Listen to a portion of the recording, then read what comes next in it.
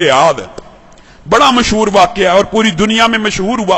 वाकया इतना मुहय्यरुल अकूल है। सऊदीया रियाज की हाई कोर्ट के अंदर केस चला, अखबार ने सुर्खियां लगाई। केस क्या है? कोई जायदाद का झगड़ा, कोई माल का तनाजा? नहीं, केस ये है, एक 80-90 साल का बूढ़ा और एक 60-70 साल का बूढ़ा है, बूढ़े हैं दोनों, अदालत में केस लगा हुआ है। केस भी अजीबो गरीब नौइयत का। केस ये है, 70-80 साल का जो बंदा है उसके पास उसकी 110 साल की वालिदा मौजूद है। छोटे बेटे ने मुकदमा किया हुआ हाई कोर्ट के अंदर, नीचे से आते आते हाई कोर्ट में आ गया है। ये सारी जिंदगी इसने वालिदा की खिदमत की है, ये बूढ़ा हो गया है, अब वालिदा की खिदमत सही तरह नहीं कर सकता। मैं केस करता हूं, 70 साल उस छोटे भाई की भी उम्र है कि वालिदा मेरे हवाले कर दी जाए। और लोग मालो दौलत के लिए केस करते हैं, और कुछ लोग उनकी अल्लाह ने ऐसी तरबियत कर दी होती है, इतनी अच्छी वालिदैन उनको नसीब होते हैं, ऐसी उम्दा तरबियत होती है, वो केस कर रहा है वालिदा को लेने के लिए। अदालत का जज परेशान है, ये किस किस्म का केस आ गया। वो खुद लिखता है दास्तान, अखबार में इंटरव्यू दिया। मैंने उनका पैचअप कराने की कोशिश की, 15 दिन तुम रख लो, 15 दिन। बड़ा बेटा कहता है मेरे पास रही है, मैंने अब छोड़नी ही नहीं।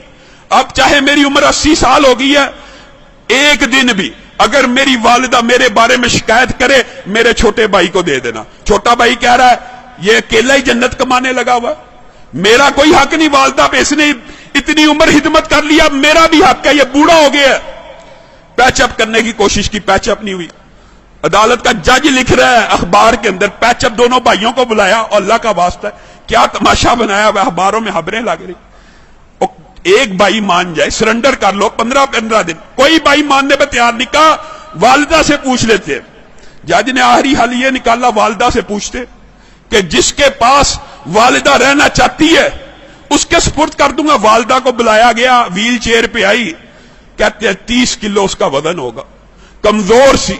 जज ने पूछा ये तेरे बेटे तूने कैसी तरबियत की है, तेरे लिए झगड़े हैं, मेरे पास तो मालो दौलत के केस आते हैं, जायदाद के केस आते हैं, प्रॉपर्टी के केस आते हैं, तू इन दोनों में से किसके पास रहना चाहती है?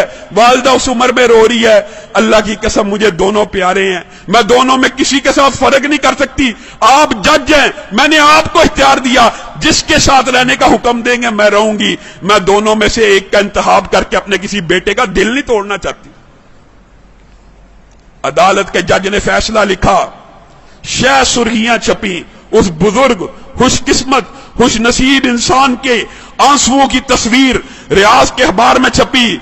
अदालत के जज ने फैसला लिखा, इस बुजुर्ग ने 40 बरस अपनी वालिदा की खिदमत कर ली है, अब छोटे भाई का भी हक बनता है। ये बूढ़ा हो चुका है, 80 साल इसकी उम्र हो चुकी है, खुद कमजोर हो चुका है, ये सही तरह अपनी वालिदा की खिदमत नहीं कर सकेगा। मैं छोटे भाई को वालिदा का जो सारी की सारी जिम्मेदारी है सुपुर्द करता हूं। जब ये फैसला हुआ, वो बूढ़ा ज़ारो कितार रोना शुरू हो गया, उसकी तस्वीरें अखबार में छपी। वो कहता है हाय अफसोस, मेरे बुढ़ापे ने मुझे वालिदा से महरूम कर दिया।